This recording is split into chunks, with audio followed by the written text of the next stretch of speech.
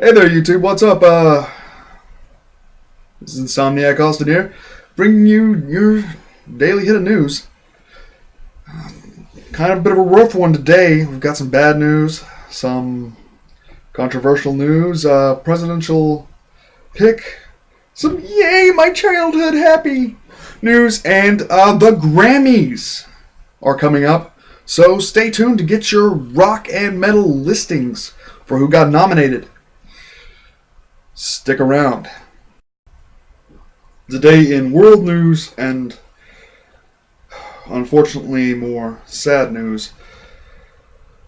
Earlier this morning, Indonesia, forgive me on terrible pronunciation, the Aceh province, ACEH province, was hit by a 6.5 magnitude earthquake.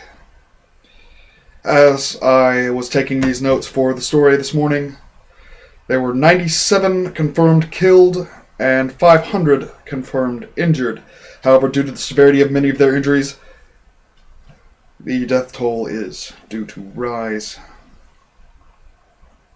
The earthquake struck just before dawn, approximately 74 miles southeast of the coast of Yaya? Again, forgive me for mispronunciations. Close to 100 buildings were destroyed by the earthquake, including 72 shops, 15 homes, 5 mosques, 1 gas station, and 1 school. The local hospital was also damaged, so the survivors are being sent over to Branda, same pronunciation from earlier, for treatment. One bit of good news to come out of this bad story. At least it's not going to get any worse, as the U.S. Geological Survey has stated that there is no tsunami warning to be issued. So, there's one good bit of info there. So, we've got that going. The president of Indonesia is planned to visit the affected area today. As he stated early this morning, he was pretty much early this morning when the story broke, and he made his statement. He said, "Well, I'm paraphrasing here, but he pretty much saying, I'm waiting for my cabinet to get their shit together, and we're gonna go." And as of right now, over 1,000 workers have been sent out to the affected area to clean up the damage. My heart goes out to the people of Indonesia, and I hope that they are able to clean up the damage and start rebuilding their lives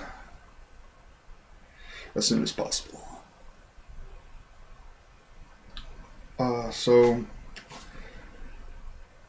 The best we can do is,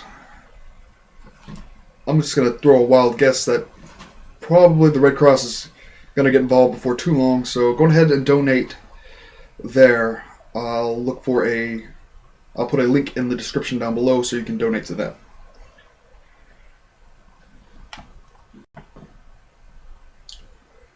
In news a little bit closer to home, the Ohio State Legislature has passed the Heartbeat Bill. The bill in question prohibits abortions as soon as a fetal heartbeat has been detected. This usually occurs around the 6th week of pregnancy. Concerns are being brought up of the bill because, well, most women discover that they're pregnant within around that period of time, between 4 and 7 weeks. Usually after they skip that first period.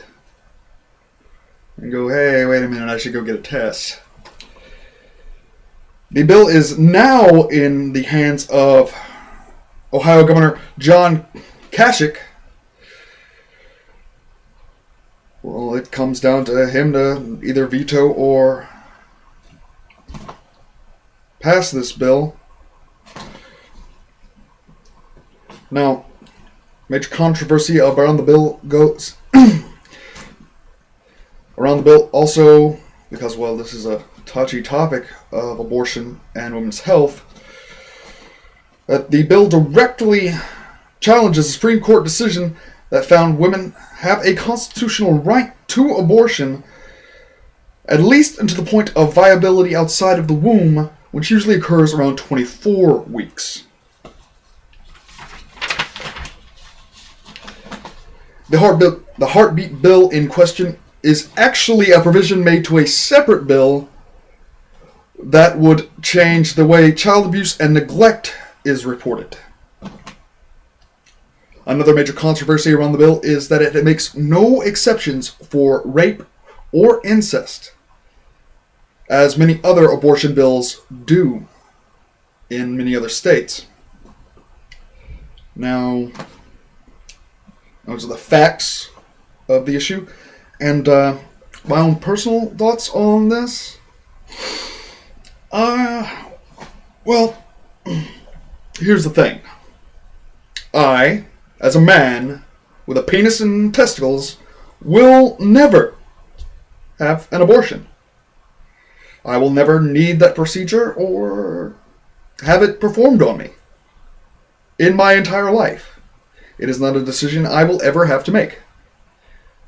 So, this is a women's health issue, not my issue.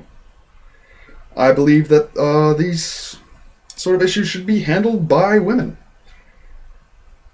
And I don't think I really have a right to tell a woman that what she can and cannot do with her body. I think it's really on them if they want to make that choice. And I do believe there are those extreme circumstances. I've heard some pretty terrifying horror stories, really. This is a very sensitive topic and polarizing as well. But those are my own personal thoughts on the issue, on that I don't believe I have a right to have any personal thoughts on the issue, because it's something I will never have to do, or it's something that just doesn't affect me, so why should I tell someone that it's a thing they should do? I mean, I said I'd try to keep things politically neutral, but this is just, my own thing. What are your thoughts on the proposed heartbeat bill that has passed the legislature and is now in the hands of, again, Governor John Kasich of Ohio? So, yeah, that's that.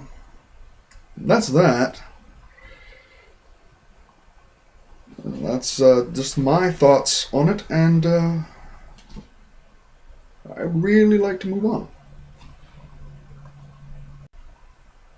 In Future of America news, President-elect Donald Trump has selected retired General John Kelly, as the head of Department of Homeland Security. Kelly has, this guy's probably the absolute perfect man for the job, honestly. At least when you compare his record to Trump's agendas. The man's most recent appointment, let's just run down a little bit. Let's see, he's been in the Marines for 40 years. He knows the Army, the Marines. He knows that job pretty well. He was first Marine colonel since 1951 to be promoted to brigadier general while in active combat.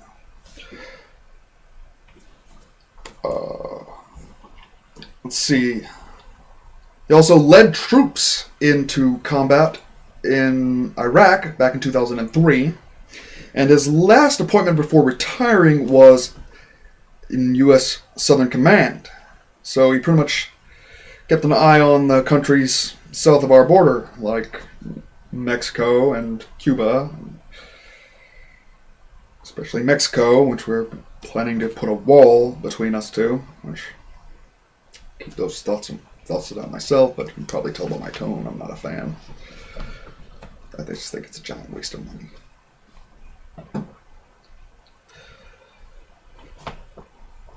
Now, also that would put, in that appointment would also have him in charge of Guantanamo Bay, which he has publicly said he is against its closure. But, which is along with what Trump wants.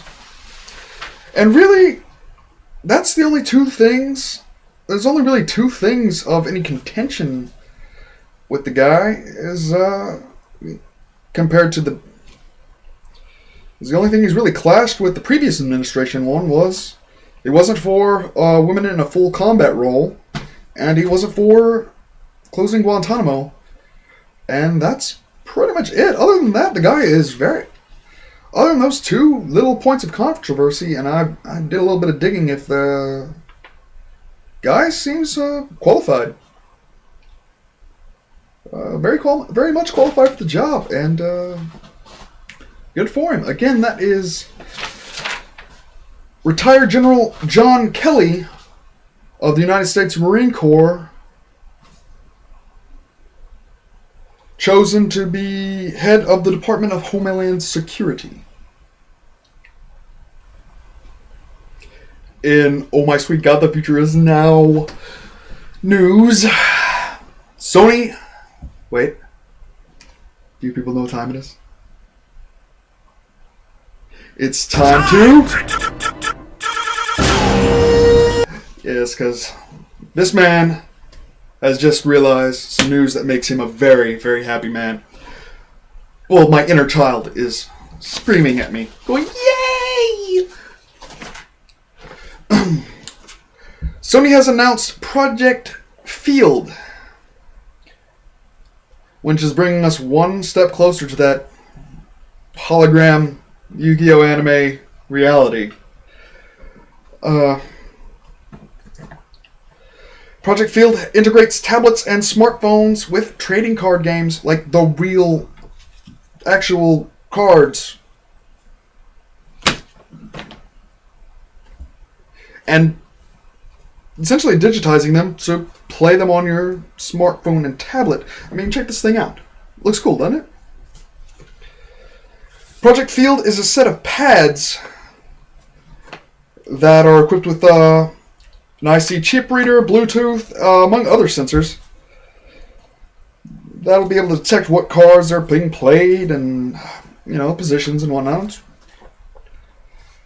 Let's see, when I was a kid, I used to go out to the local, the hobby shop. They had the trading cards and all that. And when I was a kid, my dad would bring me out there and play in tournaments.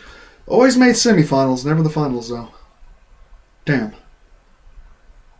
But hey, got one good trophy from one of them. Bought a bunch of packs, and this is years ago. This is a Legend of Blue Eyes set. Red Eyes Black Dragon. Got two of those suckers in one hit. It's amazing. But yeah, just a little bit like that. Right now, unfortunately, my Yu-Gi-Oh! Pipe Dream is just that. As the first official game to be played on the system has been announced to be Yokai Watch, the trading card game. And also, nobody told me this, but this tech has existed in Japan for a few years now. Really wish somebody would have let me know about this earlier. It's pretty awesome. Might have got me back into the whole trading card game scene. But, and also more bad news about it. There is no plans, as of now, for an international release, but come on, this is way too cool to keep it to yourself, Japan. Give it up. I want it. I want it. I want it now. It looks too cool. Oh, I'm sorry. I gotta calm myself down. I'm knocking over the camera. Yeah, but at least there's one pretty neat news story out there, which it's got my inner kid happy and put a smile on my face after, those previous stories. Now I made myself sad again. But, yeah. Still awesome. Well, the future is now. And soon we'll be all, oh man. Soon we'll be running around with those Duel DIsks. You just wait and watch. And our final story today, in rock news, as always, I think by now we're starting to figure out the pattern here. The Grammys are coming up, and the official list of nominations is out.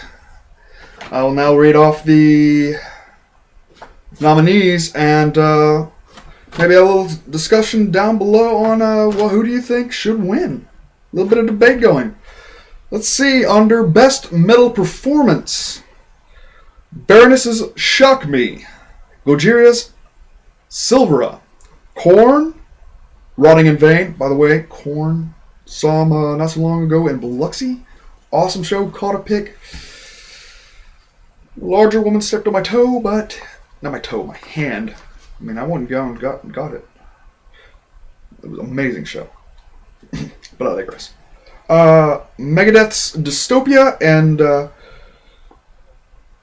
Preferee's The Price is Wrong. Those are under Best Metal Performance, the nominees. Now for Best Rock Performance. Now mind you, these are, I guess, singular events, the best showing of the year. We have Alabama Snake's Joe. Oh, no, excuse me. Alabama Shakes Joe, live from Austin City Limits. Hey.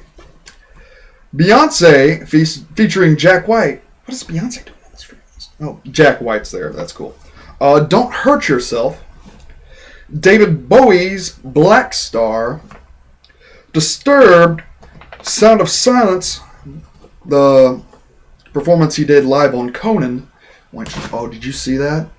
Oh, great show. That was a great, so beautiful. Seen them live too not so long ago down in they played that song so good. 21 Pilots, Heathens. That's my dad would say. But those are for Best Rock Performance. Now, mind you, again, these are the nominees for the Grammys.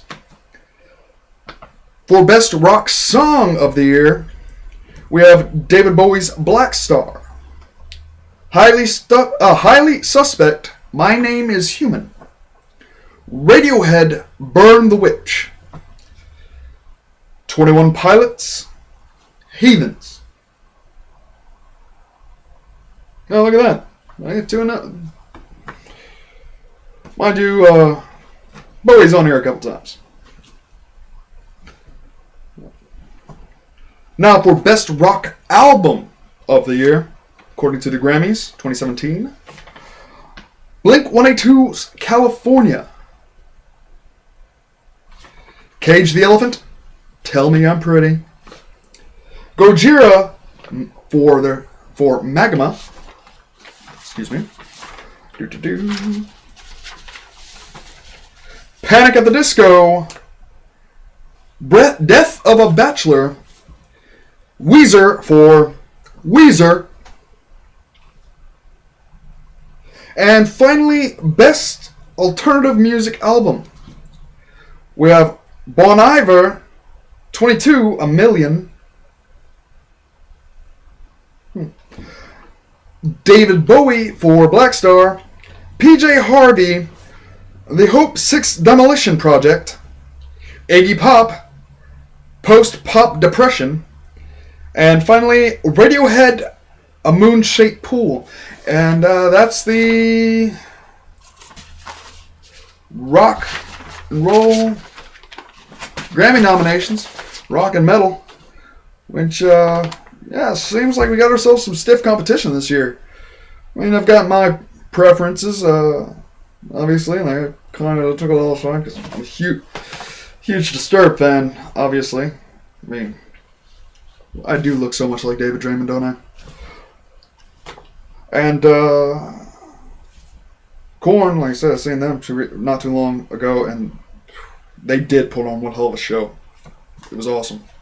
So if they win, and but it's one of those things like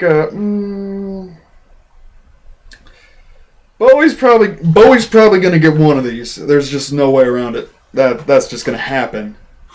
So let's see, how many was he nominated for again? 1, 2.